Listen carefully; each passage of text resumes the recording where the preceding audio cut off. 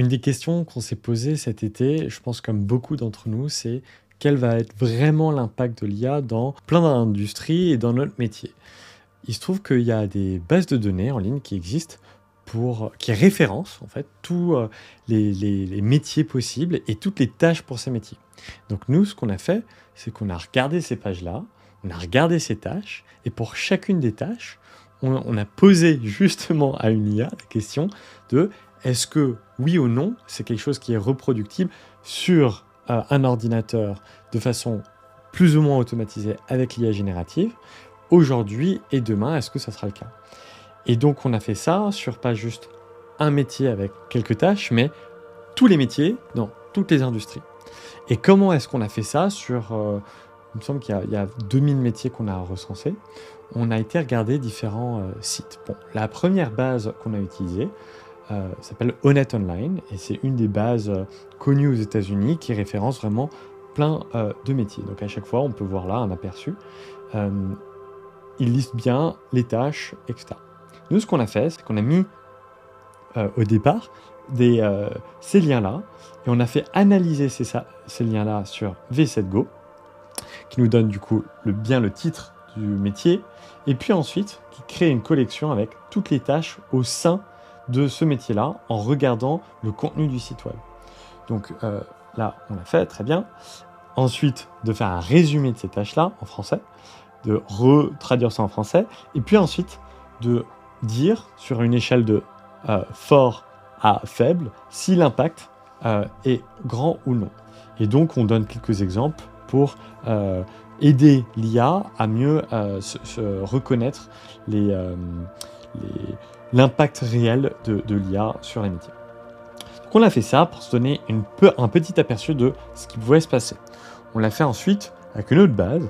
Il se trouve que là, c'est un site qui s'appelle Je change de métier, qui est peut-être un peu moins officiel, mais qui référence plein d'industries, tous les métiers dans ces industries-là.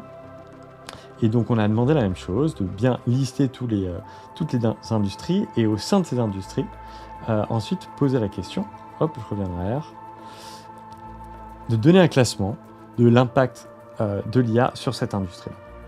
Et donc, c'est le petit tableau que vous pouvez apercevoir sur le rapport IA 2024. Et on a fait ça aussi plus précisément avec les tâches de ces métiers. Bon, forcément, quand on utilise l'IA pour déterminer si l'IA va changer quelque chose dans une industrie, on voit qu'il y a un petit biais forcément, mais ça nous donne une idée un peu générale de ce qui pourrait se passer.